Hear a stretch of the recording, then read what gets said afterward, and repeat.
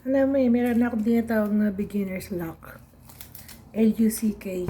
Um, Pag meron akong naisip na gustong gawin, lutuin, o kaya yung i-create, tahiin, any project. Basta feeling ko lang yung parang empty yung isip ko. Especially pag pagod na pagod ako or marami akong problema, yung marami nagpapagulo ng isip ko. So, ang gagawin ko lang, mag-isip ako ng bagay na hindi ko pa nagawa. Tapos, kung alam ko na kung paano to gawin dahil by experience, nakain ko na or napanood ko na sa TikTok or sa YouTube, I make sure kasi yung pantry ko, halos lahat meron dyan eh. Kahit na wala naman akong planong lutuin.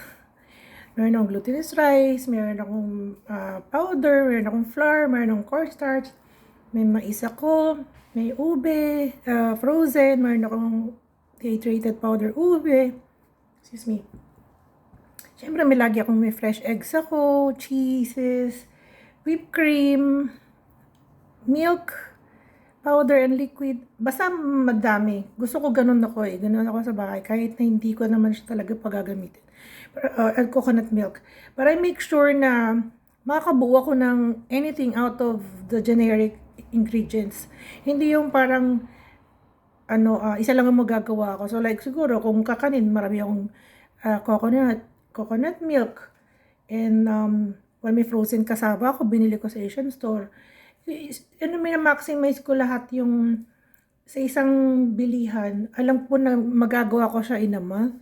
Hindi ako nasisira ng pagkain. And I know na maubos kong lutuin yun kasi pinamimigay ko kadalasan.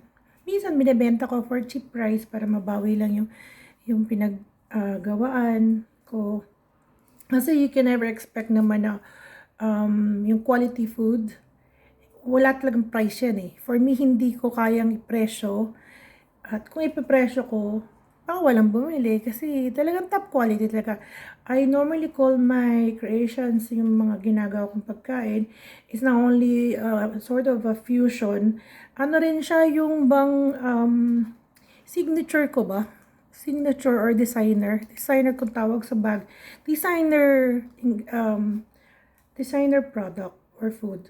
So, for example, today, gumawa ako naisip ko talaga, gusto kong gumawa ng anything with glutinous that I haven't done before, but I have full confidence of myself that I can actually pull it off and I have the right ingredients, na hindi ako maso-short if in case start ko yung project. So, today, on my previous reel, na-upload ko na actually. I made tupig.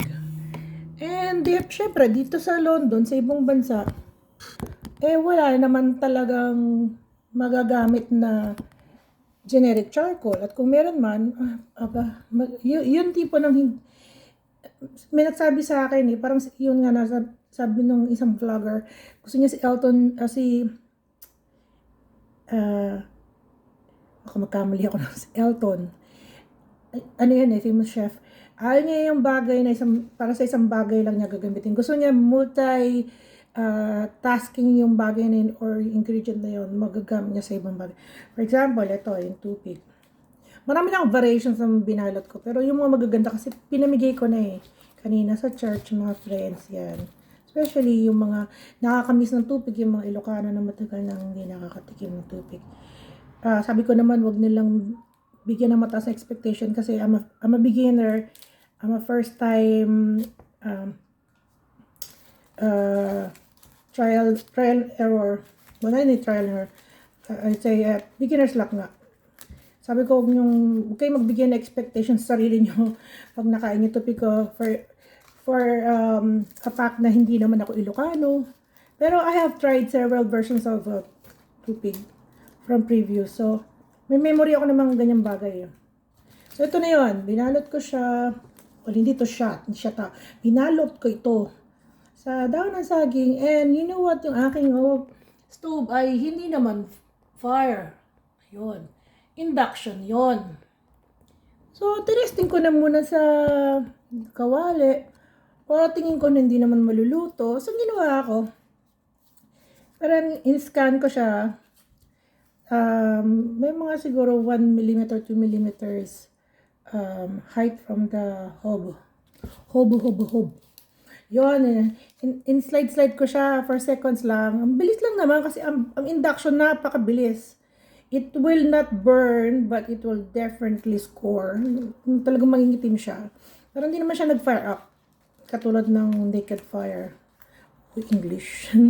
Anyway, so ito, hindi ito yung classic na pagbalot ng tubig kasi ito yung mga retaso na siya ng daan. Hindi ako naniniwala sa itatapon mo. But lahat halos talagang perfect naman yung size niya. Kasi yung mga mga scratch na scrap. Sa akin yan, ako nakakain yan kasi para naman ang lasa, pangit lang. Pero I mean, I know you eat with your eyes, pero kasi alam ko na na gets ko na talaga yung tamang timpla. Pero yun naman ako doon. Confident ako. And this toothpick is promising. I know kung kahit ninyo kilala, walang tikim nyo lang. Amoy pa lang alam mo ng toothpick siya. May mga burnt, siya, part. Kasi nga, induction, galing yung Ginamitan ko siya ng karote. Sorry. Famous yun, nakalimutan paano i-pronounce. Sorry, hindi ko na ginugo. Pinili ko yun sa Amazon. Yung mga ivory na non-stick ceramic. Nakaganda-ganda, parang ayaw mo siyang dumihan. Pero kailangan mo gamitin eh. And here, parang buwis-buhay naman kung mag-grill ako, lalabas pa ako, mausukan ako, alam mo yun. Hindi ako ready. Kasi I'm having wheezes right now. I'm certified asthmatic. Anyway, so ang dami kong daldal. Eto na yan. Kaya na kumain ng tubig, yung hinuhubadan ko talaga lahat. Ewan ko kung ganyan kayo. Ganun ako kumain. Nilagyan ko to ng oil, pero itong mga remaining, hindi ko na nilagyan. Dapat kasi i-brush mo ng oil yung leaf sa inner. Saka mo siya ilalagay. Pero ako okay lang kasi parang Royal Bibingka dating sa akin. I love Royal Bibingka. Yan ang susunod na project ko, Royal Bibingka. Nandiyan ko, di ba? Pero kasi nag-enjoy ako eh. Alam mo, parang, para sa akin kasi, yung hindi paggamit ng gadget, yung yung mayroong ginagalaw yung mga daliri ko. Especially cooking, drawing, sewing, mga ganyan ba? Or writing. Na ko nare-refresh yung mind ko, nag-reset lahat sa akin. Yung nawawala yung stress ko, yung pagod ko, tapos parang sumasaya talaga ako. Kaya makalkal ako eh. Gusto ko yung ganyan yung binubulat-lat sa Tagalog. Yan, okay. I hope di kayo grossed out. Pero ito yung tupig ko. Kasi hindi ko naman masyadong na-burn. But it's definitely cooked. It's chewy. It's pliable. Kasi nilagyan ko siya ng milk. May buko to sa loob. Some of it, crusty yung ibabaw. Siyempre, so end na siya. Napasukan na ng heat. And in the middle, cooked through. Parang siya talagang royal bibingka. Hindi ba yung tipo ng dry na the version na bibili mo sa mga bus station sa probinsya sa Pilipinas? O yung mga na ipapasalubong sa akin ng mga coming from north? Well, magaling naman sila, yun ang trabaho nila.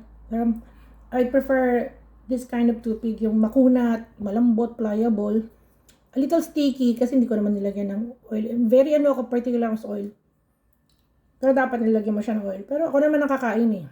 Yung mga pinamigay ko, kasi sigurado mabilis na natanggal. Tsaka sa madaling masunog yun. Ang tupig kasi balot na balot yan. Ako kasi nagtitipid ako. Napakamahal ng banana leaf dito sa London. Imagine mo, ini-import pa sa Pilipinas, iba galing sa Thailand. Napakamahal. Samantalang sa amin sa Cavite, magpapahingi lang ako sa tita ko or dun sa kasambahay nila si Ate Helen. Kuha na yan. Sabi, hi, pengi pong banana leaf. Hindi ko alam kanino sumihingi. Until now, misteryo sa akin yan. Saan hinihingi yan eh. Kasi maraming banana tree doon sa may-anin. Hihingi nila sa kapitbahay. And I think meron silang banana na mababa doon sa tabi nila ng sister ko. I could be wrong. Anyway, yun.